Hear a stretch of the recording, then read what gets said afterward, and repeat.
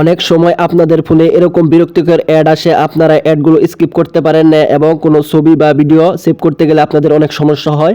তো এই অ্যাডগুলো আপনি কিভাবে চিরতরে বন্ধ করবেন সেটি দেখিয়ে দেবো আজ ভিডিওতে। তো সরাসরি চলে যাবেন মোবাইলের সেটিংসে। তো সেটিংসে আসার পর তারপরে এখান থেকে নিচের দিকে আসলে এখান থেকে আপনারা একটি অপশন দেখতে পারবেন, কানেকশন নামে একটি অপশন দেখতে পারবেন। তো আপনারা সরাসরি কী করবেন, এই কানেকশন অপশনটি ক্লিক করে দিবেন। তো আপনারা যদি কানেকশন অপশন যদি না পান তাহলে এখান থেকে মোবাইল নেটওয়ার্কও পেতে পারেন।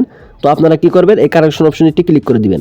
তো কানেকশন অপশনে ক্লিক করার পর তারপর এখান থেকে আপনারা দেখতে পারবেন প্রাইভেট ডিএনএস নামে একটি অপশন রয়েছে। তো আপনারা প্রাইভেট ডিএনএস অপশনে ক্লিক করে দিবেন। তো ক্লিক করার পর তারপর এখান থেকে আপনারা অফ বা অটোমেটিক সিলেক্ট থাকবে। তো এখান থেকে আপনারা নিচে দেখতে পারবেন প্রাইভেট ডিএনএস নামে যে একটি অপশন রয়েছে, তো এই অপশনে ক্লিক করে দিবেন। তো ক্লিক করার পর তারপর এখান থেকে dns@guard.com এই লেখাটি এখান থেকে অটোমেটিক হয়ে যাবে, বা আপনি এখান থেকে লেখাটি লিখে দিবেন। লিখে তারপর এখান থেকে সেভ বাটনে ক্লিক করে দিবেন। তো সেভ করার সময় অবশ্যই আপনার ফোনে ইন্টারনেট সংযোগ রাখবেন, না হলে কিন্তু এখান থেকে এটি সেভ হবে না। সো বন্ধুরা, যেভাবে দেখিয়ে দিলাম এভাবে যদি আপনি করেন তাহলে আপনার ফোনে আর কখনো বিরক্তিকর অ্যাড আসার কথা না, অ্যাড আসবে না।